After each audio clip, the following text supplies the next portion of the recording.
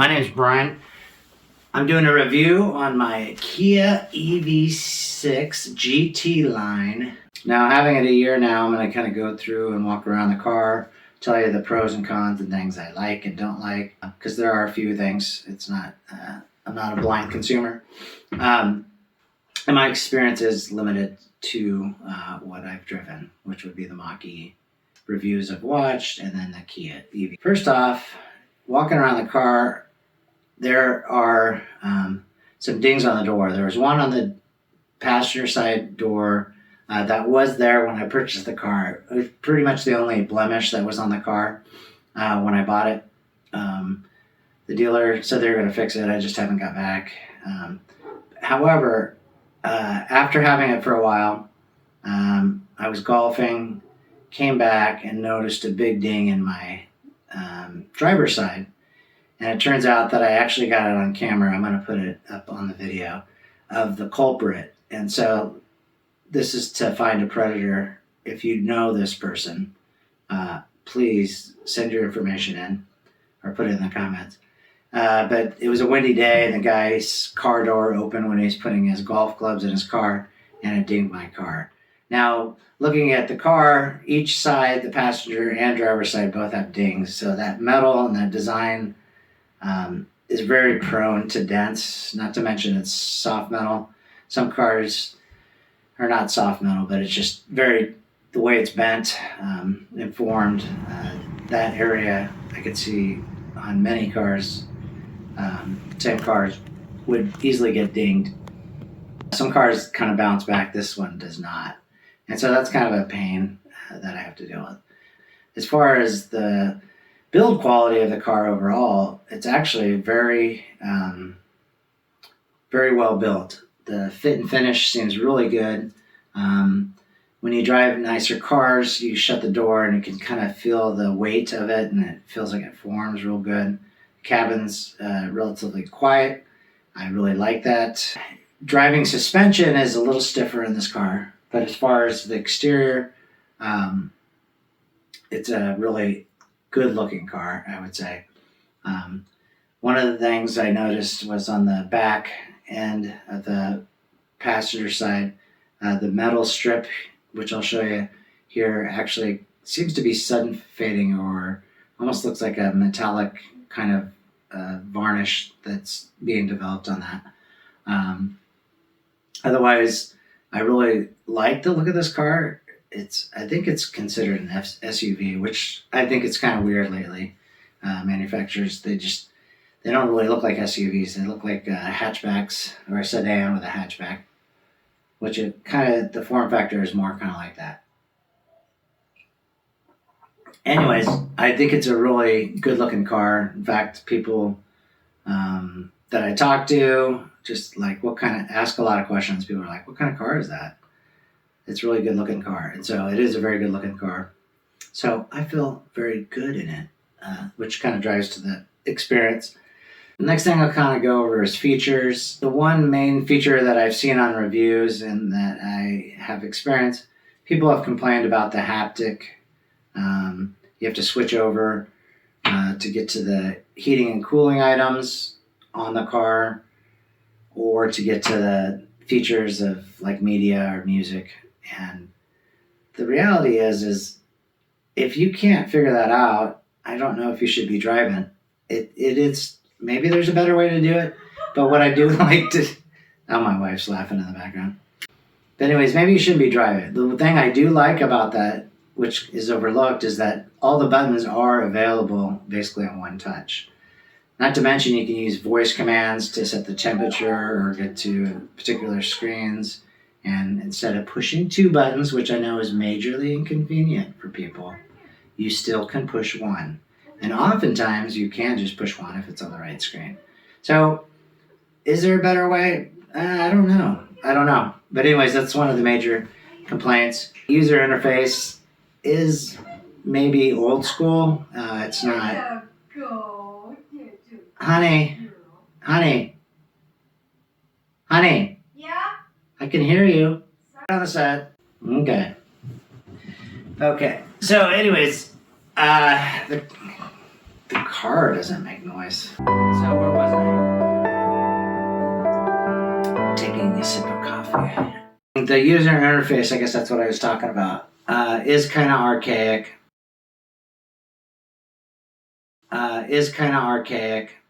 It does have,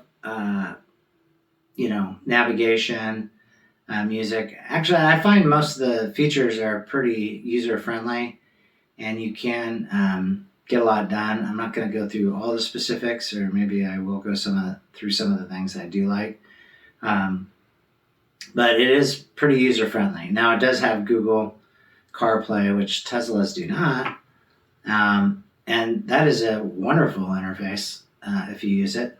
But I find that actually the in-car stuff for navigation, I can voice command navigation. It gets me to most places. It doesn't have good trip planning. That's one thing that it's short on.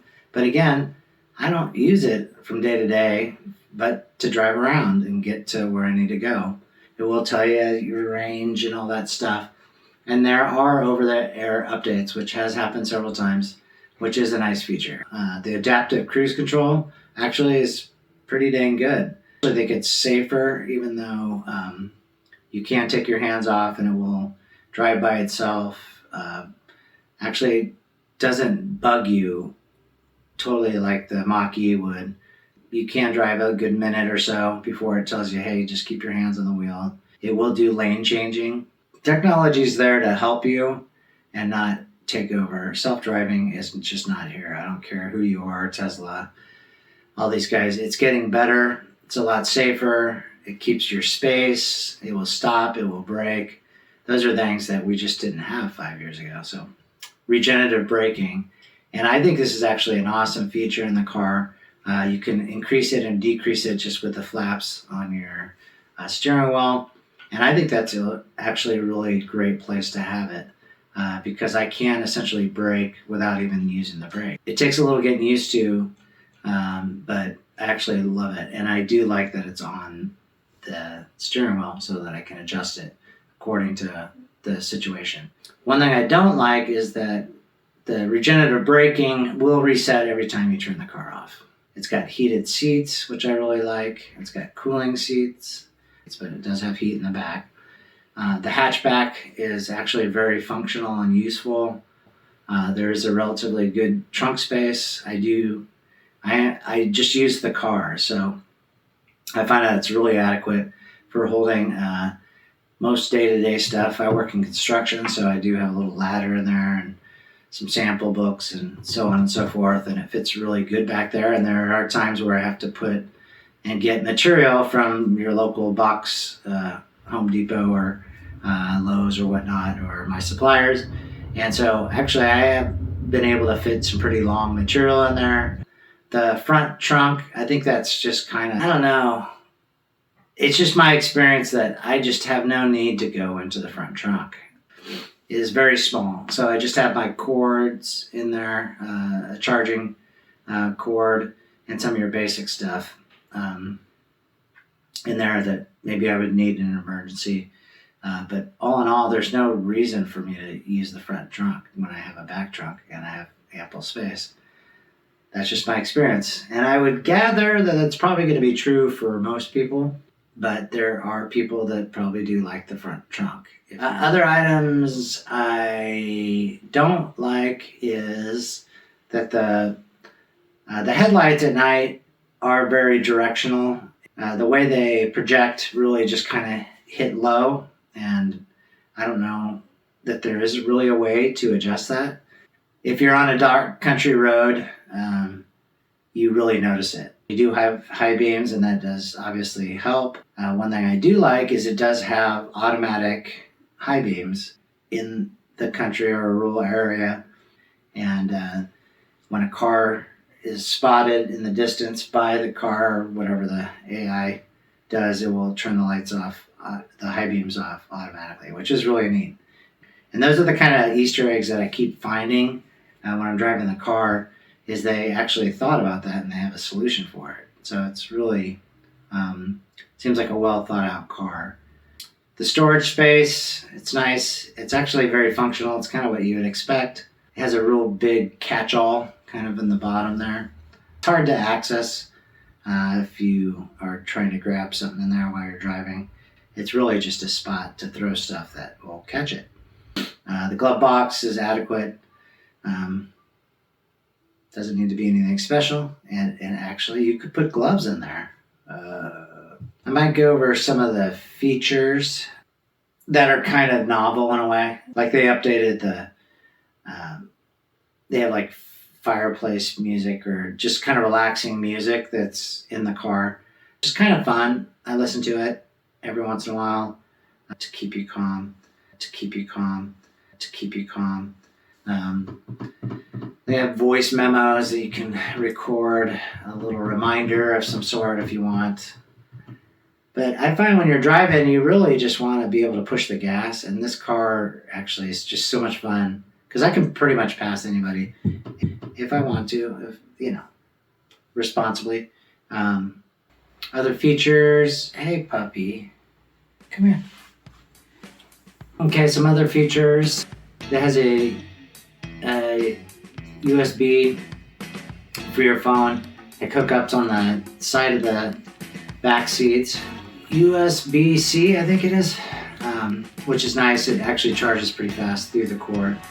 You also have a little pad where you can put your phone, which actually is really nice. It has a non-slip kind of rubber thing in there.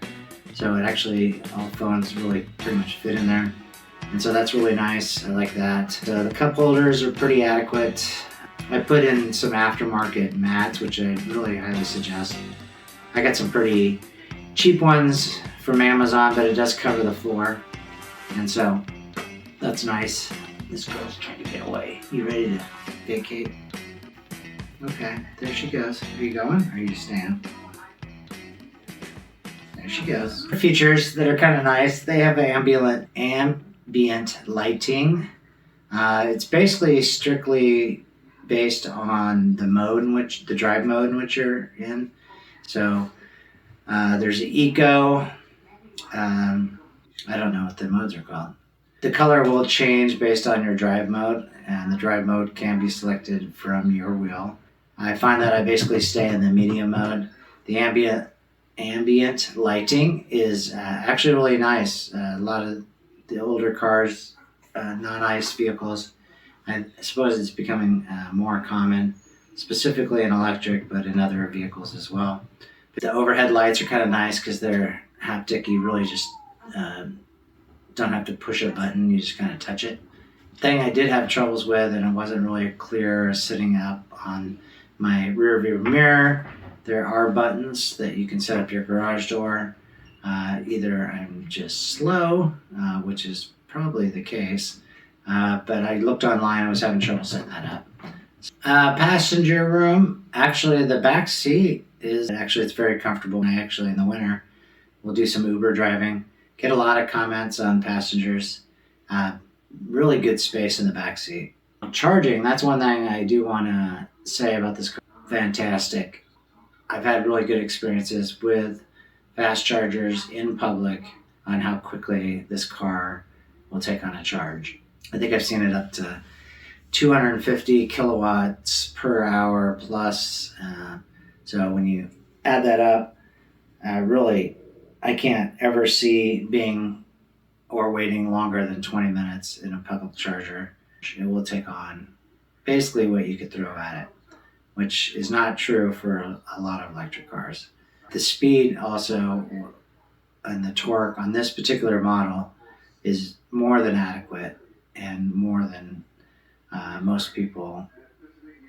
Now I want to talk a little bit about my experience of going on a long trip. I did take my car from Omaha, Nebraska to Colorado, which is it's about a 6 to 8 hour drive. I couldn't tell you off the top of my head, but it's got to be in the 400 to 500 mile trip. One, you visit a lot of Walmarts because a lot of the electrify high rate charging infrastructure is at Walmart from Electrify America, which you could say when you're on a trip is a good spot to stop because it's like a huge convenience store that has every little thing that you'll need. But my experiences with this particular car, I think the rated charge is stated at from 10% to 80% is 18 minutes. And that's my experience, actually. It really takes on a good charge. So my experience is I went with my son, and maybe we did a few more stops, but the actual real life experience is that we would stop, plug it in, and go to the restroom, maybe grab a snack, come back. By the time we got back, it was ready to go. It's just a different experience. You maybe think a little more about, okay, where are we going to stop next? But besides that, it actually, driving electric is just awesome. I really like it. So what are my closing thoughts? I think I've said it multiple times that I think it's really a well-made car. I think Kia actually, with little fanfare, just built a car that is usable by consumers and is very comparable to any ICE type car out there. The price tag is steep. With that being said, you do save a lot on maintenance and all that stuff, gas, and all that stuff. I think Kia's kind of, without a lot of fanfare, put out a car that's really a good driving car. It's a good looking car. If you look at the Model Ys, I just think those are super ugly. I'm sorry. They look like little... I don't know. They're just... I think they're ugly. And now their prices have gone down on the Teslas, and I could have got a Tesla really for the same price. However, I'm not disappointed with this car or feel envy in any way. Not to mention, I like the styling. I like and value being somewhat unique and having something that's not the same as everybody else. You know, everybody and their brother's getting a Tesla, and I just think they're plasticky. I have a friend that has a Tesla, and they just, the minimalism, the fit and finish, just doesn't really impress me. Not to mention, they have some cool features on Teslas, but they're just hard to get to. I don't need my car to make a fart sound. Teslas do that. Bravo. Their self-driving is a little better, but they actually a la carte that, and you have to pay through the nose to get anything better. And to me, that's just not worth it. I think Kia actually has upped their game tremendously and has a global view of all that. And so, anyways, I would buy a Kia again in a second. I think you'll find over time that prices, like all technology, is going to continue to decrease slowly to where it is parallel with... All cars are expensive. I have a truck. I mean, you can buy a truck for $100,000. It just blows me away. I really thank you for watching. Please subscribe. I am kind of getting started. Even if you don't like me, just subscribe anyways, because if you can change somebody's life with a finger, you should do it. Every time, if your finger can help somebody by going like this, you should do it no matter what. Even if you don't like them, just do that. You should do that.